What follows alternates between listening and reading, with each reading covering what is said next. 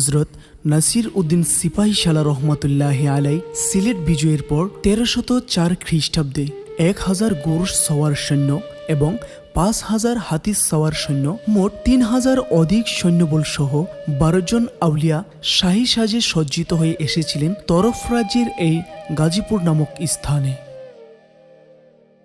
গাজীপুরের পূর্বের নাম ছিল বিশগাঁও। 12 জন আউলিয়া যখন সৈন্যবল নিয়ে এখানে এসেছিলেন তখন সৈন্যগণ বিভিন্ন সমস্যার সম্মুখীন হয়ে অসুস্থ হয়ে যেতেন বিদায় এই জায়গার নাম বিশগাঁও বলেই পরিচিত লাভ করেন।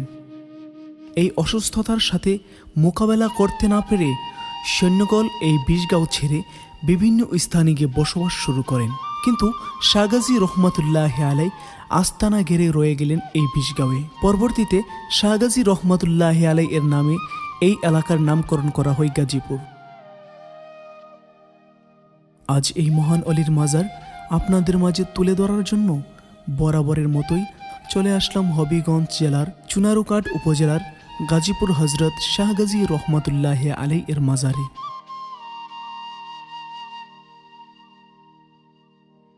সিলেট বিজয়ের পর শাহজালাল ইয়ামিনী রহমতুল্লাহ আলাই এর নির্দেশে আউলিয়াগণ বিভিন্ন স্থানে চলে যান ইসলাম প্রচার প্রসারের জন্য।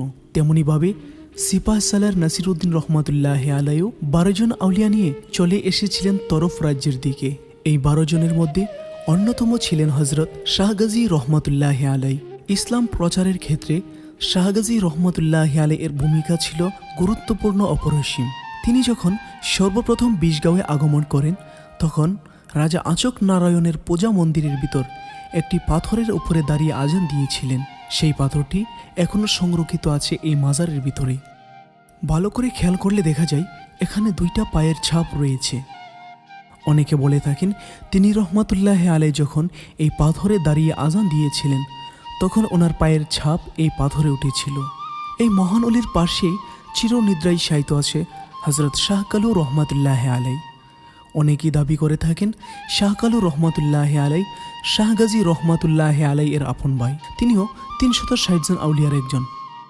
তবে শাহ গাজী রহমতুল্লাহ আলাই যে শাহজালাল ইয়ামিনী রহমতুল্লাহ আলাই এর সফর সঙ্গী তা ইতিহাস থেকে আমরা স্পষ্টভাবে জানতে পেরেছি, কিন্তু শাহ কালু রহমতুল্লাহ আলাই 360 আউলিয়ার সফর সঙ্গী কিনা তা আমরা স্পষ্ট নই। অলিদয়ের জন্ম কিংবা ওফাতের তারিখ কেউ আমাদের সঠিকভাবে বলতে পারেনি, কিন্তু ওনাদের স্মরণে পূর্বকাল থেকেই এই মাজারে ওরস পালিত হচ্ছে। ধারণা করা যায় ওনাদের উফাতের তারিখ অনুযায়ী ওরস পালিত হয় এবং ফাল্গুনের 18 তারিখে কালুশাহ রহমতুল্লাহ আলী এর স্মরণে একদিনের জন্য ওরস পালিত হয়। মনোয়ার আলীর নামের এক খাদিমের পূর্বপুরুষগণই এই মাজার পরিচালনা করত। পর্যায়ক্রমে মনোয়ার আলী খাদেম এই মাজারের খেদমত করে যান। উনি দুনিয়া থেকে বিদায় নেওয়ার পর ওনার ছেলে সন্তান না থাকার কারণে মাজার তেমনভাবে পরিচালনা হতো না। জরাজীর্ণ অবস্থায় ছিল অলিদয়ের মাজার।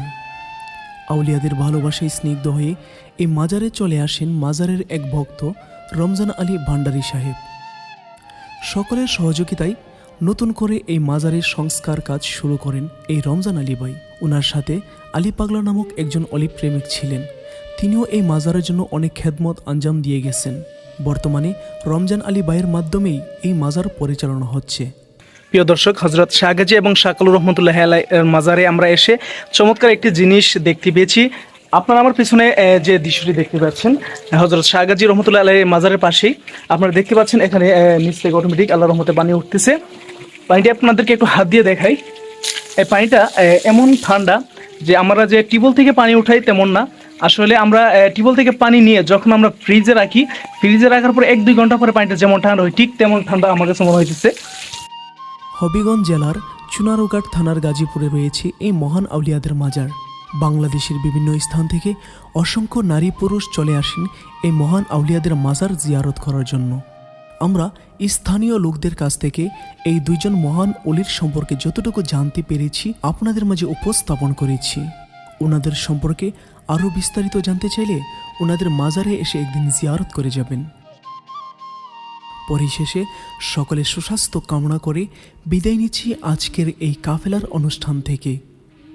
দেখা হবে আমাদের পরবর্তী কাফেলার অনুষ্ঠানে।